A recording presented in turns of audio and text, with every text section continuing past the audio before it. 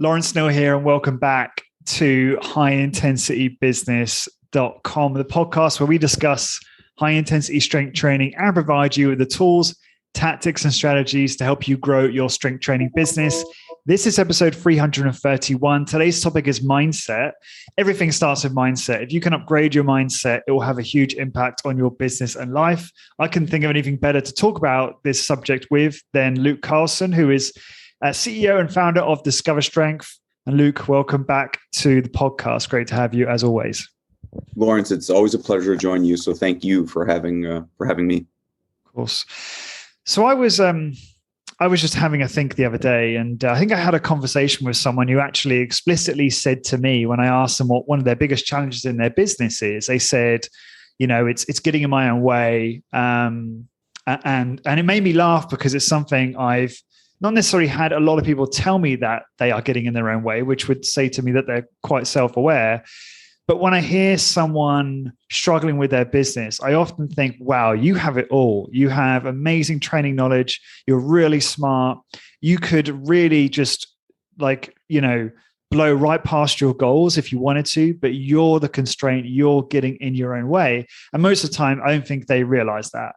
Now, that is obviously just one example of a mindset shift that I think needs to take place. And there's lots that we can cover today. But that really inspired me to think, oh yeah, I can do a great podcast on this with Luke, and we can really get into this and hopefully give listeners some tools, some new kind of reframes, some different ways of thinking about things so that we can identify some of those mindset barriers that are really stopping us from actually achieving our goals in our business and ultimately just lead happier and more successful lives. So that I just wanted to say that, I guess, to set this one up, as that's how it kind of came about. But then I thought we would just start with some kind of definitions, start about, what is a strong mindset. So let's start there. In your mind, Luke, what is a strong mindset in your opinion? Yeah, great question. I don't know if it's your question, but I don't know if the perfect adjective has to be strong. It is what is the mindset that you want to cultivate, right? What is the mindset that's conducive to you being able to manage the business? And it doesn't have to be the business. Manage whatever you're managing. Manage the multiple different demands on your schedule, on your life, and your capacity. So the definition of mindset, I'm not a psychologist or a psychiatrist, so I don't know if I have a good definition. But for me, the mindset is, are you being proactive about how you are continuing to protect your confidence and prepare yourself psychologically and mentally for the demands of the work? And it's more than the work, it's the demands of your life. So that's probably the least succinct thing I've ever said in your podcast. So if you want to add to that, or if you want to add your definition, I would love to learn from it. No, it was a really poor question, to be fair. I completely agree with you. But I thought that was a really good place to start. And I think that's a great setup for the rest of this podcast. And you talked about it there, but in terms of why it's important, you need to address this in order to be able to handle the kind of scenario of managing all the things in your life and growing a successful business. I mean, obviously, this applies to anything in life and all businesses, but we are talking mostly to the strength training studio owner or the high intensity training business owner, whatever that business might look like. So what have you, so speak about this from your own experience, but what do you think you have done to cultivate what you think is the right mindset for you in your position? Yeah, so for me, the starting point is pretty simple. Am I reading the right things? Am I surrounded by the right people? Those are the two things I think about. And they're both cliches. I think they're probably both pretty true, that we are 5 years from now the product of the books that we read and the 5 people we spend the most time with. Now, forget whether or not it's 5. I mean, there's some research that says the social circle is larger than 5. We're largely influenced by, the up to 100 people that we're in close contact with. Forget the exact number, but I think you have to really be conscious of what are you reading, what are you listening to. So I'll throw in podcasts there because I listen to a tremendous amount of podcasts. And then who are you surrounding yourself with? So So this is not new to any of your listeners, but we move in the direction of our dominant thoughts. And so I think we have to constantly expose ourselves to great books and podcasts and conversations with the right people. They're going to shift our thoughts, so we're moving in that direction. So that's where it all starts for me. And I had an acute awareness a number of years ago that there was going to be bumps in the road. There was going to be challenges. And I thought I should probably be proactive and prepare for those challenges by cultivating the right mindset. And I'll drop in some probably cliches, but David Goggins would say callousing your mind, right? Now, I don't know if it's truly callousing your mind, but it's developing the degree of mental toughness. It's developing a level of resilience and perseverance. I think it's cultivated. I don't think you come out of the womb with it. I think you got to read the right things and be surrounded by the right people. And it's an ongoing journey for me. Like, I'm reading a wonderful book right now that contrasts the leadership styles of 4 famous kind of American presidents. And it's Lincoln, it's both Roosevelt's, and it's Lyndon Johnson. And let me tell you, like, reading about Abraham Lincoln's life and Theodore Roosevelt's life to a lesser degree, my goodness, it's inspirational, right? And then I rewind a few years ago, and I remember the first time that I ever read Man's Search for Meaning. You know, that will change your mindset and change how you think. So yeah, that's where I start is, am I reading the right things, listening to the right things, surrounded by the right people? Because, you know, there was a time in my life where I wasn't, right? And I have friends and other people that, this is one example, all they do is listen to rap music, you know? And I have a wonderful colleague, Dr. Brian Williams, who is the youngest executive at the Ritz-Carlton Hotel Company. And he grew up on the island of St. Thomas, washing dishes at a Ritz-Carlton hotel, kind of climbed the corporate ladder. And for the last 12 years, he's been a speaker and travels around the world and speaks at every event you can imagine around customer experience and customer service. And he talks about, I was listening to rap music all the time, and it literally changed how I thought about violence toward people and how I thought about women. And he said, so I had to cut that out of my life. And I'm just using him as an example, because he said, I had to fuel myself with other music and other books and just other media. It couldn't be the rap music. And that's not a rip on rap music if the listener is really into rap music. I just think we need to be mindful of all of it. Yeah, it's where this sort of what this relates to is something called like an information diet, right? Is one way of capturing all of this. And this is a really interesting concept to me. It's something that I think I first learned about from Tim Ferriss in the 4-Hour Work Week, which is when I started really cultivating what I was consuming in terms of information. So I probably at that point, maybe even before, started consuming a lot less news, a lot less media, started, focusing more on what I could control and not really worrying about things outside of my control and disasters that were happening around the world and these kinds of things. Do you think it's as important as like our actual nutritional diet? Do you think that what we consume when we read, what we listen to, what we watch is really fundamentally kind of rewiring our brain and, related to the subject of this podcast, really changing our mindset? Because sometimes I'm really skeptical about that, just because I guess it's probably something that, well, maybe it is something that we know as a species, but I don't know of any science that proves that. But then again, maybe you don't need that. Maybe it's just logically just kind of sounds right? That it's malleable in that sense. Yeah. What a great question. A couple comments. So I think I love this question. I think it's more important than our nutrition, the food that we consume.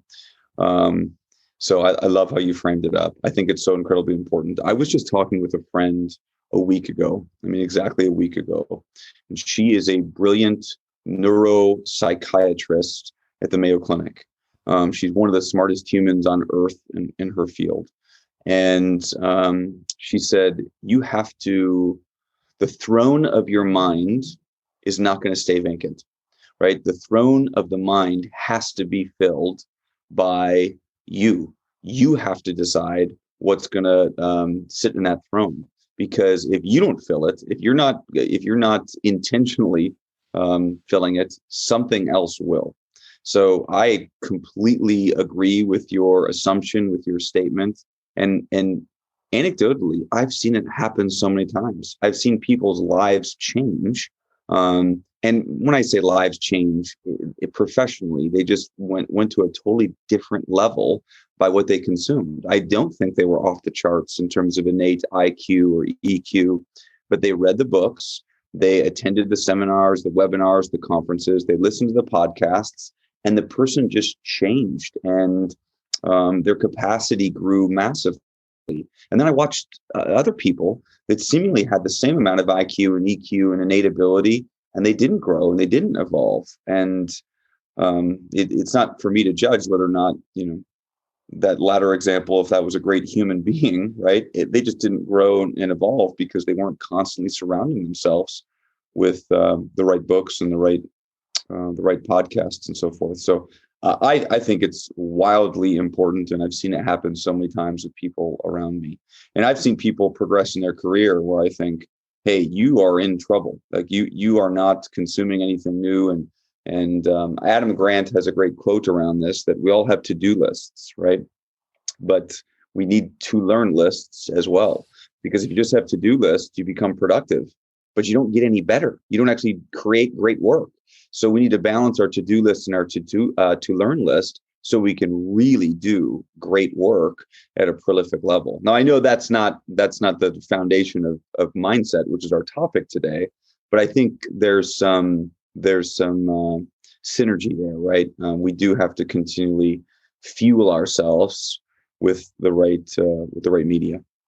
Yeah, it's interesting though, because I once heard Naval Ravikant say, I think like one of the most important things for productivity is developing great judgment, right? Knowing what to do and what not to do.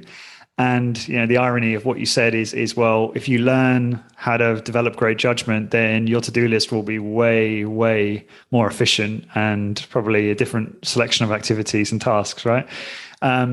No, I agree fully. I was thinking, as you were saying, I was thinking about all the individuals that I know in my life, and there is a theme of those who do start to read more intellectually challenging material, personal development, business books. I have seen mature faster and have more success in, whether that's in their careers or business. And those that haven't, I hate to say it, but I do think they do somewhat fall behind. And it's almost like they'll come to a point where they will get exposed to this stuff, or maybe they get exposed to someone who has a frank conversation with them, who challenges them, who helps actually start them on that journey. And it's just like, we're all at the different stages of our journey, but the sooner you can like embrace these materials and start to challenge yourself and start to make time for learning, that the sooner you're going to just see massive improvements in your life and that compound over time. I think maybe just some of us are just late to get to that. Go ahead. So I was giving you some examples before. One of the greatest examples, I was reading this yesterday. This is Theodore Roosevelt. This is a direct quote. They said, books formed the building blocks. It was that quote. Books formed the building blocks of Theodore Roosevelt's character, of his person, who he became.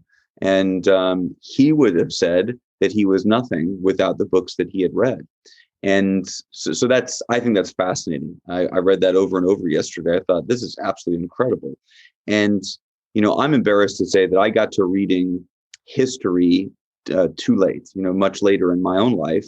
But as you read history and I think about mindset, it becomes so apparent that someone else has been through this, right? Like we've all, like everything you're going through, all the challenges that you have, someone else has done it. And it's so fascinating to read the stories of different historical figures. And I'm, the four that I just mentioned are all Americans, but I mean, from all different time periods, whether you're into Stoicism and you want to be inspired by Marcus Aurelius, or you're into Abraham Lincoln, or, I'll speak right to our own industry, right? Reading Inc. magazine, August 2008, when Joe Cirilli is on the cover of that magazine and it talks about his rags to riches stories. Those are three examples of wonderful leaders from totally different time periods, leading totally different organizations, nations, societies that I have been wildly inspired by. So there's no shortage of it, right? I think we have to constantly seek it out. And I think one of my main messages is you don't wait until you're going through something to seek it out. We should be proactively, consciously, constantly reading and preparing. You can't wait till the opportunity, the business opportunity is in front of you, or the catastrophe is in front of you to start learning and cultivating. You have to cultivate and learn all the time so you're prepared for when the situation is in front of you. Yeah. And how, let's get into some of I think this is actually, I was going to comment this later, but I think it's a good time to get into this now. Let's get into some of the details of your own personal rituals for cultivating a better mindset. So when it comes to books, for example, you're always reading. I feel like ashamed when I learn about the amount of volume of books you've read since we last spoke, because I know that I've read probably like a third of that, if that. And so I'm just curious, I remember you saying before you have 3 hours on Saturdays where you read, was it 2 hours about business and 1 hour about exercise? That's still a ritual you have now? Exactly right. Yeah, exactly right. Yeah. And how do you, so I obviously there's so many books, right? So many great books out there. It's impossible to read them all. And I once heard some quite wise people say that what they do is they will only read books that are like the most recommended books, or a book that's recommended at least 2 times from friends. Or I remember Naval saying that he has a list of like the top 100 books, and obviously that's his own opinion of those top 100 books. But he believes that you're better off reading the same great books over and over and over again. And I guess that's kind of, you could look at that like learning principles over methods. So if an individual that knows principles can create his own methods, whereas if you learn methods, you might have some challenges if you don't understand the overriding principles, right? And so I like that, but I'm not as rigid as that. But I'm just curious, how do you select the books you read and the material you consume? Like, how do you discern good from bad, or how do you do that? So interestingly enough, you asked that question yesterday. I was listening to a podcast. It's the Art of Manliness podcast, and the guy has wonderful guests. And he has a guy that has a library, a collection of 60,000 books in his own personal library. And he talks about how to read. And he talks about how to cultivate your library and how to decide what to read. And interestingly enough, this guy said, you got to read the classic stuff, like the classic business books. He said, and this will resonate with you, you got to read Peter Drucker. He's like, over the last 20 years, every year there's a few hundred kind of pop business books that comes out. And he said every one of them probably should have been a magazine article and not a full book. And after a few months or a few years, the concept in the book kind of fades away. Where Drucker's stuff, it persists.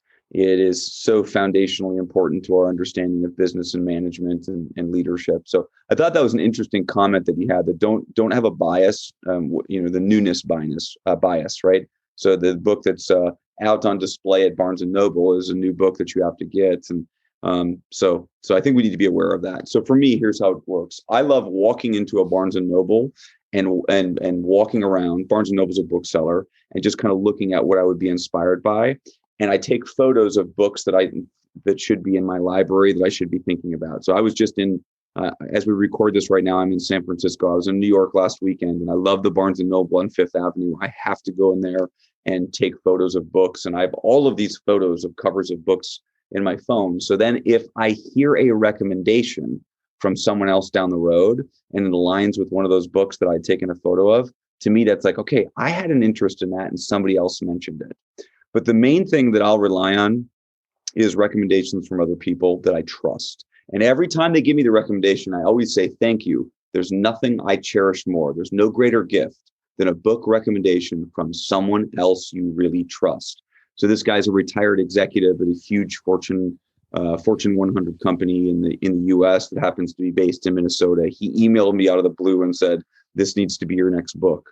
I went to Amazon. I sent the link to Heather, my assistant, and said, "Let's order the hard copy of this and have it shipped to my house because I need it like by this weekend, because I can't go another weekend without reading this book. I cannot wait to get into it." So for me, it's largely recommendations.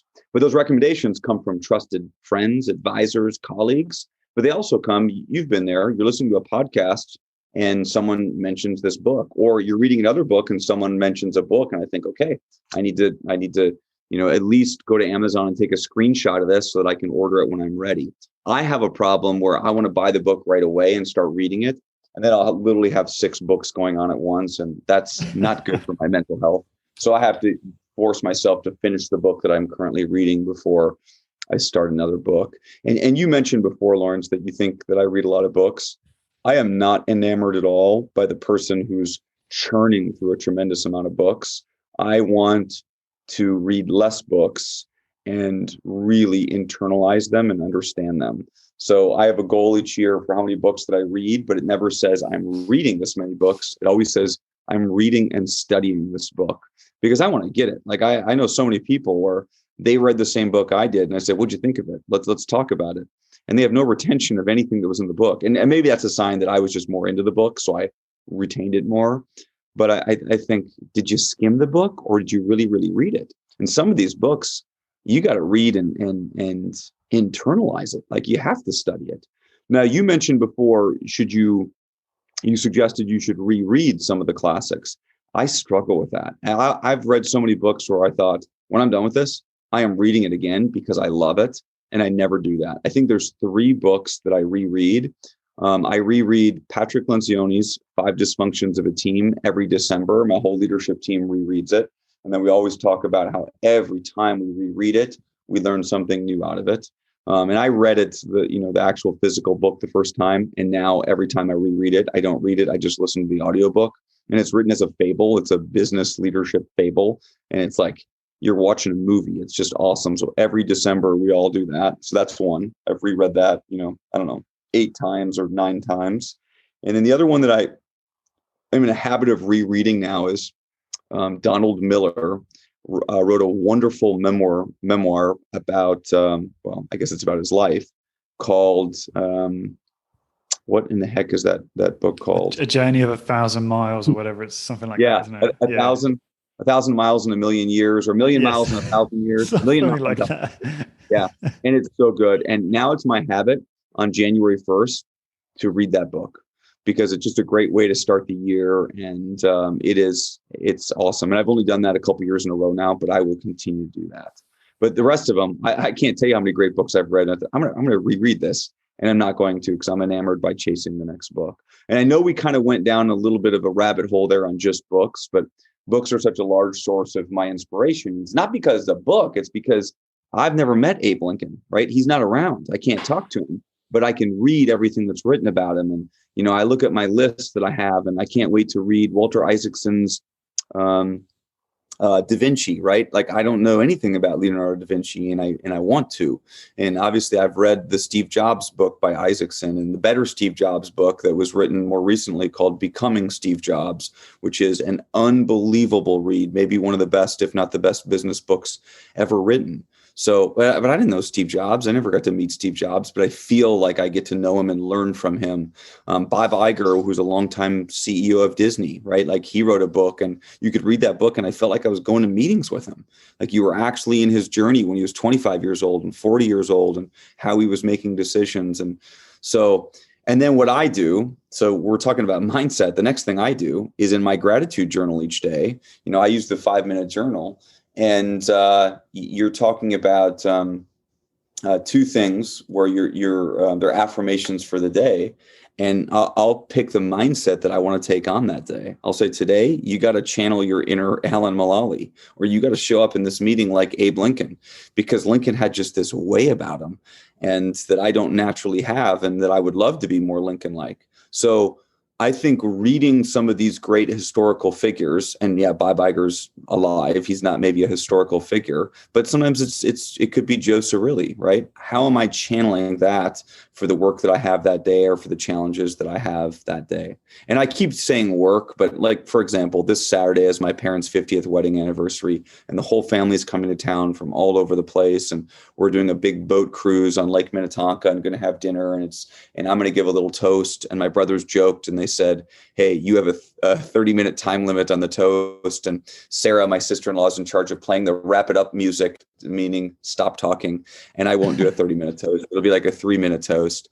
And so I'm thinking about, it will be. It'll be short. Who are the authors that talk about love and relationship that make me think about my parents' relationship and what kind of parents they were and what kind of marriage they've had? And so I keep saying work, but it's more than just work. I'm constantly inspired to think about the different facets of your life from other authors and thinkers. Yeah. That was awesome. Just a couple of things I want to say on what you said. One of the things I do, which I think listeners might find useful in actually selecting books, just like you shared your way, is I keep a list on Evernote. You can use Evernote, you could use G Drive, whatever, just a digital list somewhere, or even a written list. And I just write down the book when someone recommends it to me. And then if it gets recommended again, I put an asterisk next to it. And I generally pick books that way. So I kind of, my rules are kind of like recommendations. If something's got like 6 asterisks next to it, it's getting read, right? But then sometimes I'll just get really excited about a book. No one's recommended it to me. So I'll just go with that. I'll just go with that natural kind of urge to read it. And I'll just end up devouring it because it's like, for some reason, it's just really hitting me in that moment. So that's the only time I'll kind of deviate from that. And a question I have for you actually is one of the challenges. Go ahead. More mention about that. I'm sorry for interrupting. You're fine. I mentioned before that I don't think you can wait to read the books. You have to constantly prepare by reading and cultivating the mindset. Now, tactically, that's not always the case. Like, I purposely save books until I'm going to need the information that's in the book. Now, that's maybe mindset, but it's maybe learning. I think it's mindset. Like, I'm reading a book right now on the relationship between franchisors and franchisees. This is an Australian author, and he was a franchisee for a long time, and then he worked for a franchisor. He's a franchisor for a long time, and it's an absolutely wonderful book. Well, I bought the book like 2 years ago, but I wasn't going to read it until we were actually awarding a franchise. And the book is largely about mindset. How should you think about your franchisee? What's that relationship like? And I'm reading it now, and it's a page turner. I'm just in love with it. 2 years ago, I would have read it. I've said, I'm not ready for this book. I have no interest in this book because it doesn't matter in my work or my life right now. So I do think there's things that, like, when you're actually going through it, you should be reading something that's germane. And I do that even with things that are as silly as like marathon running, right? Like, I have an injury right now, so I'm not running. I have 2 running books that I'm reading. I've stopped reading those books because I do not want to read a running book right now. Well, and I purposely try to plan some history around a trip that I have, right? So I had a trip to, my first time ever going to Paris. I wanted to read all about, the history. I mean, not all of the history of Paris, the things that I was interested in. So I think I read a book on Napoleon going into that trip. I would have not cared about reading about Napoleon, 5 years previous or maybe 5 years after, but I know I'm going to, be in France. And so it's germane. So to me, I like to connect the reading with the experiences that I'm having. Yeah. And that's like just in case versus just in time, right? And it's such a good example of that. And that's so important. I mean, one of the points I had to talk about today was overwhelm. I mean, we're all so overwhelmed with media, so we have to be so selective. And one of the filters that we can all use to pick information we want to consume is just in time versus just in case, which you described yourself, but effectively just means don't read something just for the sake of it all the time. Sometimes it's better saving that thing until you need to implement it. Right. And it's obviously up to the listeners to discern that, what those materials are for them. But no, what you're saying completely makes sense. One of the challenges I had, which I wanted to run by you, is I read a number of books in a row where I'm like, I need to actually implement this. I remember listening to Ray Dalio's Principles, and I'm listening to it. I'm like, I got to stop this because I've got to actually write this down. I've got to actually do something with this. I don't know whether it's high stress or just my own genetic makeup, but I find if I don't do that, I don't have very good retention with books. And I sometimes think it's because I'm consuming so much different stuff from all angles, doing lots of podcasts, all of that kind of thing. And so anyway, I never actually finished that audiobook, and I mean to pick up his book and actually work through it. I've done a similar thing with Cal Newport. So I read 3 books back to back, which needed this, right? So Cal Newport's Digital Minimalist book. I can't remember the exact title. It's something like that. Then I read Effortless by Greg McKeown on productivity. And then I read Marketing Made Simple by Donald Miller. Now, this will make you laugh, Luke. So I've got a separate pad full of notes from both the 2 first books I mentioned there. And I was like, right, I'm going to sit down one evening and actually implement this and then discard it, do something with it, right? And it's been there waiting for me to do that for a very long time. Now, Marketing Made Simple is different because I'm actually, one of my main rocks for this quarter is to finish implementing that book in high intensity business. So that means, listeners might have noticed the website has changed, and that means, changing things like the different giveaways you provide for downloads and capturing emails and stuff like that. And if I can't actually, I don't know about you, but if I'm in bed reading that, it's not completely useless, but I can't action it there and then. So what I found myself doing is I'm sitting on my computer with that book on a Kindle, and actually reading it and implementing it as I go. So I'm curious, do you have that challenge where there's certain books that you won't be taking notes and you can just read and learn and maybe retain or whatever, and versus those that actually require you to be taking notes or implementing?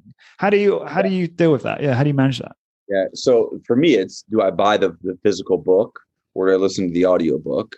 And if the book's going to be really prescriptive, like you have to build this into your business, then I got to get the physical book. So Traction's a great example of that. Like Traction's not a beach read. It's just like a blueprint for how to overhaul your entire business. So you better have the physical copy that you can go back to and look at all the different elements. Now, interestingly enough, I have that on audio also, because sometimes, usually I like to, I guess I reread that going into our annual meeting each year also, because I want to be familiar with everything. I always pick something up from that book. So for me, if it's just something I can enjoy and learn the one concept, then I'll do it on audiobook.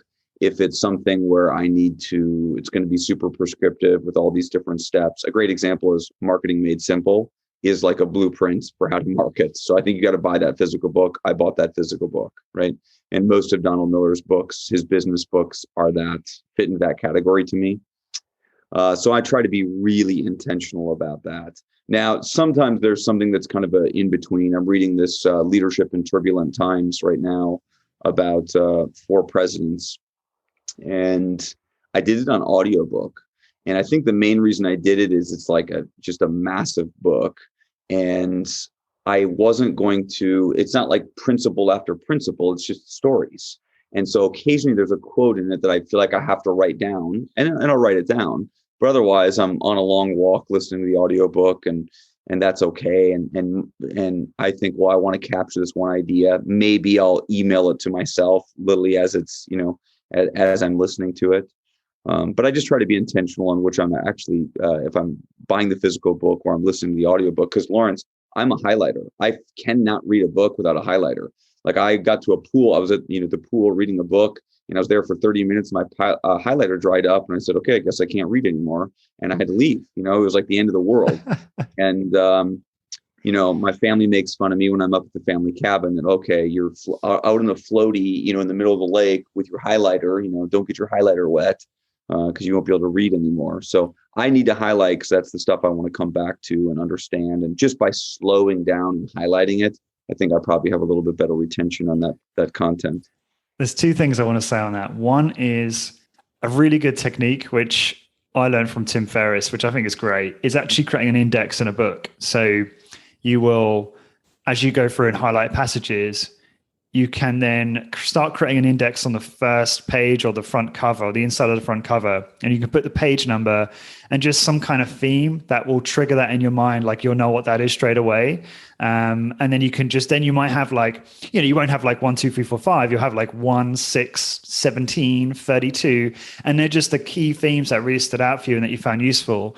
So, and then you can just turn straight to that book. And I think if you like, I'll try and find an article that he wrote and put in the show notes, because he's great with using like, shapes and asterisks in order to make this work really well. And it's a great way of, I think a lot of us highlight, and maybe you're one of these people, Luke, where just doing the highlighting just helps you retain it, right? Just the act of doing, not necessarily that you're actually going to be going back to and referring to it, if that's fair for me to say.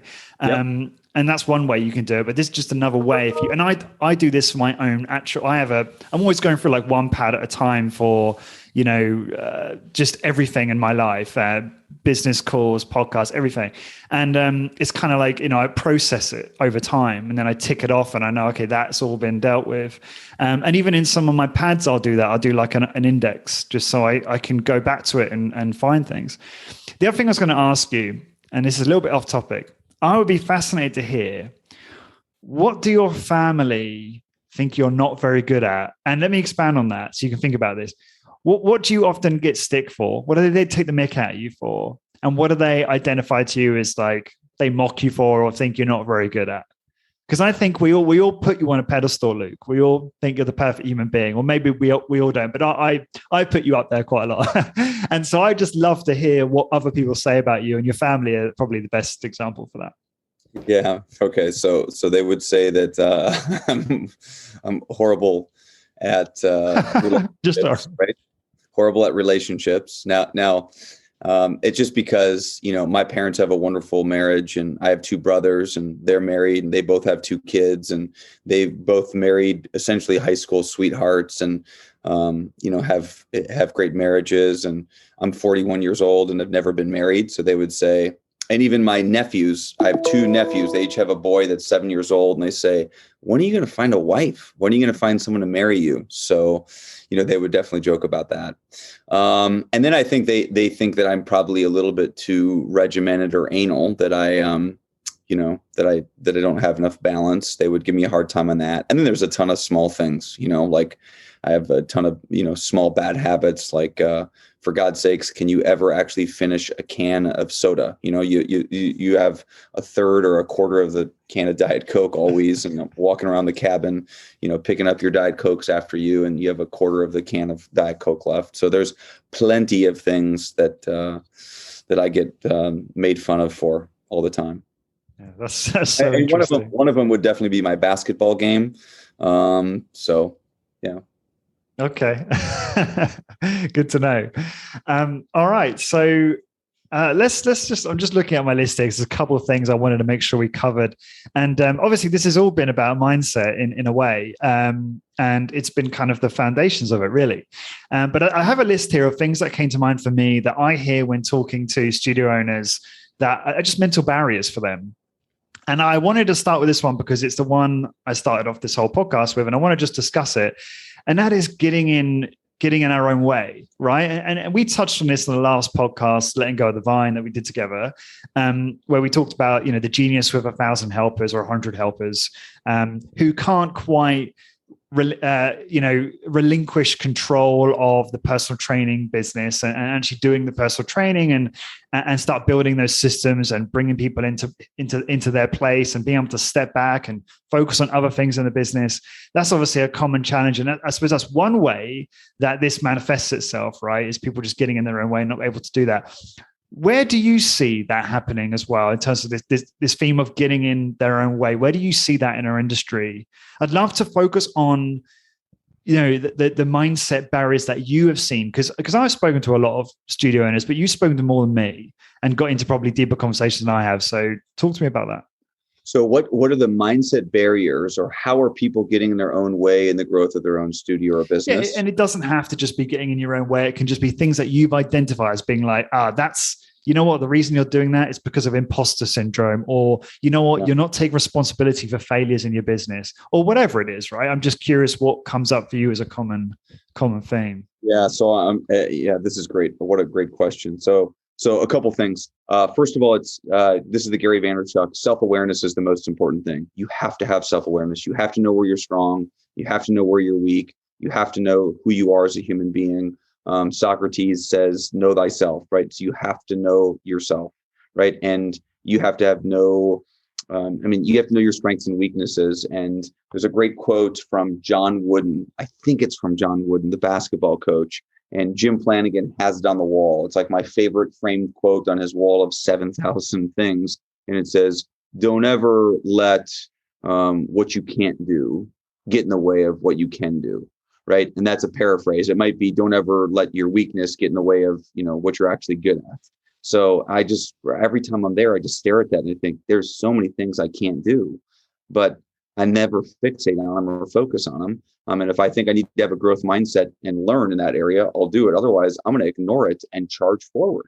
I used to get depressed when I would be around people who were better at me than something, right? Yeah, I meet someone that's just naturally good at physics and naturally good at engineering. And you can't help but read some Arthur Jones and learn about Ken Hutchins. And these are guys that are born to kind of be engineers. And I was like, well, what's wrong with me? Because I'm not.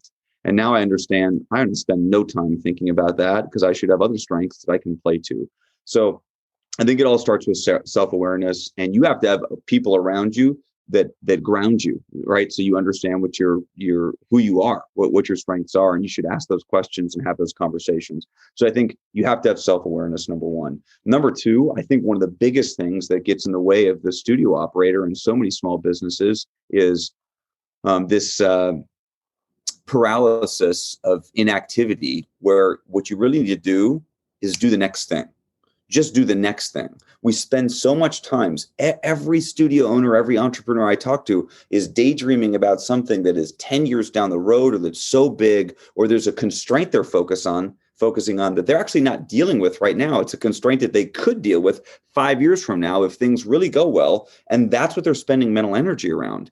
What they should be focused on is what's the thing they need to do that day, or it's that week, or it's that quarter, right? What's the rock they need to focus on that quarter? You'll deal with those other problems later, or frankly, those problems might not even exist anymore by the time you get there. But what can you do today that moves things forward? So, a great tool for this is a daily big three. So I have a daily big three. I'm staring at it right now. Every day I pick the 3 things that I need to do, that if I do them, they move me toward our stated objective, right? Just 3 things. I used to always have a to-do list of 82 things. And if I did 80 of them, I felt like I had a great day. But the reality is, of those 80 things, maybe none of them were really that important. So I just try to identify what are the 3 things I need to do today. They're going to move things forward. Right. And then, of course, a lot of those 3 things come from my rocks, which are, the rock for the quarter. And it's some small aspect of that rock. So I have the daily big 3, and then I have the weekly big 3. So every Sunday, I think, what are the 3 things I need to do this week that move everything forward? The problem with us as entrepreneurs is we can do whatever we want every day. Right? Like, you can think about what you want. You can focus on what you want. You can respond to certain emails. You can it's a blank slate. I was, again, talking to this friend who's a physician at Mayo Clinic. And I thought she talked about, well, Luke, you're such a rule follower. You're a conformist. And I said, are you kidding me? You're the ultimate conformist. Anyone that goes through medical school and training beyond that is conformity, right? You are following the process, taking the classes, engaged in the fellowship. For an entrepreneur, it's you wake up and you do whatever you want every day. And so, and I know if you're training clients, tyrannizing, right? That freedom is tyrannizing. Absolutely. Absolutely. And that's why I think structure, we teach all of our trainers that core processes and structure and an exercise menu, structure sets you free, right? So my life is about structure, like to the point where it's, other people look at it and they think you must be miserable, but I love the structure because the structure allows me to be creative within the structure. So I think you got to focus on what's the next thing I should be doing. Then I think those are the 2 big things. So I'll pause there and you can maybe comment on that, or we can go deeper on that if you want to. Yeah, no, I think those were great. I wasn't going to go deeper on those because I think you've done a really good job. I love what you said there about I love structure because then it allows me to be creative within the structure. That's so true. You and I are like so similar on that. I mean, even if it's a Saturday and I'm not working, I still need structure. I still need to know, what are we doing today with Arthur? Like, where are we going? When are we going to get there? What do you want to do after that? I have to know these things because I need to then plan everything else around that. And that just puts me at ease and it calms me down. And that's, some people might hear that. And like you're saying, people said about you, like, oh, you're really anal and you're too rigid. But no, that actually helps relieve my stress and helps me to really relax and be more creative and have more fun. I was actually going to go ahead. I have many of them, Lawrence. Like, I read 30 minutes every day and then 3 hours on Saturdays. But I have to do that because if I didn't say read 30 minutes, I'm going to get on an airplane when we're done with this and I'm going to fly for 3.5 hours. And before I had these kind of guidelines in my life, I'd get on a plane and I'd say, what am I supposed to do right now? Am I supposed to read for 3 hours? Am I supposed to work? Am I supposed to watch a movie? Is this my time for taking a nap? And now I have clarity. I just got to make sure I read for 30 minutes today. And when I'm done with it, I can move on to some work, right? And so I have all of these different things that just give me more freedom and peace of mind and clarity around how I'm supposed to spend my time. And then I have things like, if I'm listening to an audiobook, I'm going to listen to it. I'm going to focus on it, right? Or if I'm listening to a podcast and my mind wanders, I think that's totally acceptable. So I'm taking in some of the podcast, and maybe learning, but I'm also doing some daydreaming, and to me, that's okay. So yeah, that's just part of the structure and part of the process. Yeah, yeah. No, that's great. So next thing I wanted to come on to is, I remember you saying to me that one of the barriers people have said to you before is that they understand exercise but not business, and they don't feel as confident in terms of their business acumen or ability to build a business. Do you think that is, how do you address that? Let's just start there. So when people say that to you, how do you address that? Is it just a case of them learning the business or partnering with someone? Well, I think they need to learn the business, of course, but I also think they have to understand who do they want to become and what do they want to build. So a couple of the most important questions you can ever ask yourself is, what do you want to become?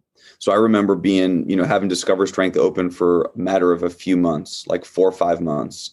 And I was at the Club Industry Conference, which used to be a big deal in Chicago. And so at this time specifically, Discover Strength had been open for 6 months. And I'm at the Club Industry Conference, and Dr. Wayne Westcott gave 3 presentations there. Awesome. And Joe Cirilli also gave a presentation. And I called my girlfriend and I said, who am I supposed to be? Who am I supposed to turn into? Dr. Wayne Westcott is this preeminent researcher and author and thought leader, and he's always doing a new study. And if you call him, he'll give you his time and he'll talk about exercise with you. And he's always flying to a conference and speaking. Or am I supposed to be Joe Cirilli, who at the time was the greatest businessman that I'd ever, conceived, right? He ran the largest business that to me, he was Steve Jobs times 10. And I said, well, I know I own Discover Strength, and I know I've always been into exercise, and this is all I do. Who am I supposed to be? And she gave me her answer, and I wasn't going to necessarily listen to her answer. But I think every one of your listeners has to ask, who do you want to become, right? And there's no right or wrong answer here. Being the best personal trainer that ever lived is an unbelievable life, right? Being a great business owner is a great life. I mean, Joe Cirilli clearly understood he wanted to own a big business, right? A big business, relatively speaking. He wasn't going to train people. Matt Hedman's a great example of that. Matt Hedman was an aerospace engineer that became a personal trainer, and he knew he wasn't going to stay a personal trainer. He wanted to grow a business, and they have 50 some locations. And he also knew that meaning Matt can't be James Fisher. He said, I have a choice. I can be James Fisher or James Steele, or I can grow this business. And so he knew who he wanted to be. So I think every one of your listeners needs to understand, who do you want to be? And then I think the other question that I heard a long time ago from Jim Rohn, Jim Rohn was like the original mentor to Tony Robbins. And he's kind of like the godfather of kind of personal development. I just love Jim Rohn, died maybe 10, 12 years ago. But he said, what do you want to be known for? And I used to have my staff always write this down. What do you want to be known for? And it could be, I'm a loving husband, have incredible work ethic, whatever it is. But I think you have to figure that out also. So when you're developing yourself and your identity, if you're a personal trainer, then go all in on being a personal trainer and understand that you're maybe not trying to grow the business in a particular direction. So I don't know if that answers your question. You said, how do you deal with the fact that someone's maybe feels like they're weak and can't grow the business? Maybe that's okay if you want to be the trainer working in the business, and there's nothing wrong with that. But if you want to grow, then you're going to have to learn the business. I think the biggest thing is you have to have, we've talked so much about traction things, you have to understand where you're going 10 years from now, and then make sure your behaviors are aligned with it. The problem that I see all the time is the wonderful personal trainer that has a wonderful studio, and they're daydreaming and chatting like their business operations is Apple or Tesla or Amazon. And I'm thinking, what are you talking about? You're not an entrepreneur like Bezos or Jobs or, Elon Musk. So quit daydreaming about it, right? You're not even acting like you want to be an entrepreneur. You're acting like you want to be a wonderful exercise professional. And that's great. So own that. Why don't you lean into that? So I think there's, where does all of our pain and suffering come from? It comes from when our expectations don't match or meet our reality. Right. And so they have this expectation that someday they're going to wake up and they're going to own Tesla, the Tesla of the exercise business. But none of their behaviors are actually aligned with that. And maybe they'd actually be more happy if they just truly became a wonderful exercise practitioner. So, and I've wrestled with that question myself. And I mean, I know that I'm not going to wake up and be Steve Jobs, and I don't want to wake up and be Steve Jobs. And so I think you need clarity around that. Otherwise, every day, there's too many high intensity training entrepreneurs, business owners that are later in their career that are not happy with what they've built, because I don't think they've been really conscious, mindful, intentional about what am I trying to build. And they should be proud of what they've built, but they're not, because they had an expectation they were going to wake up and it was going to be Tesla. Does that make any sense? It does. But I'm just curious. What is it that people say, like specifically, not obviously mentioning names or anything like that, but what is it that people say that makes you think that they think that they're, Jeff Bezos or Steve Jobs or whatever? What are the sort of things? Yeah. So I hear that entrepreneur say that they've been operating for 20 years, and they say, hey, a few years from now, maybe 3-4 years from now, when I have 50 employees or 100 employees and I have a few more locations open, and I don't have to train people in the trenches as much. And I think to myself, how is that going to happen? For 20 years, you've had just you and maybe one employee, and that maybe it's been one employee and sometimes it's just you. How do you think you're going to make this transformation where you're all of a sudden going to scale the business, and high intensity training with you is suddenly going to be like the Apple of our industry, or you're going to become the next Peloton? It's not that I don't believe that can happen, but there is no indication that that's the path that you're on. So why are you hoping for it? Why are you daydreaming about it? What you should daydream about is, what you've done the last 20 years is probably what you're going to do the next 3 to 4 to 5 years, unless you start doing things totally differently, which is really hard for us to do after 20 years and really hard for us to do. And we're so good at what we do. So some of us have to lean into it. The best example here is I'm not speaking out of turn saying this, is if you're Doug Holland, be Doug Holland. Doug Holland knows himself, and he leans into it. And he's like, this is what I want to do. He doesn't jump on a podcast and say, I'm trying to scale high intensity. He's trying to train his clients, and he loves being with the client, and he's making tremendous money doing it. He has no, identity crisis about who Doug Holland is. Yeah, well said. Wise words. Luke, want to be respectful of your time. I know you need to catch a flight. So thank you so much for doing this. I was going to summarize, but I don't think it's probably necessary. But I just think this has been such a valuable podcast, just in terms of talking about, content consumption and how that cultivates mindset, and then going to how you choose that and how you actually process that. And then finally finishing up with, some of these kind of common roadblocks that people have in terms of mindset has been really valuable. What's the best way for listeners to find out more about you? DiscoverStrength.com, DiscoverStrengthFranchise.com. They can always shoot me an email. We're recording this now at the end of August. We have Rec coming up around the corner in October. So those are all ways that they can reach out and connect. Great. Thank you. And for everyone listening, to find the blog post for this episode and download the Ultimate Sales Process PDF to help you convert more sales in your Strength Studio, which is free, by the way, please go to highintensitybusiness.com and search for episode 331. And until next time, thank you very much for listening. Thanks again, Luke. Really appreciate it. Thank you so much, Lawrence.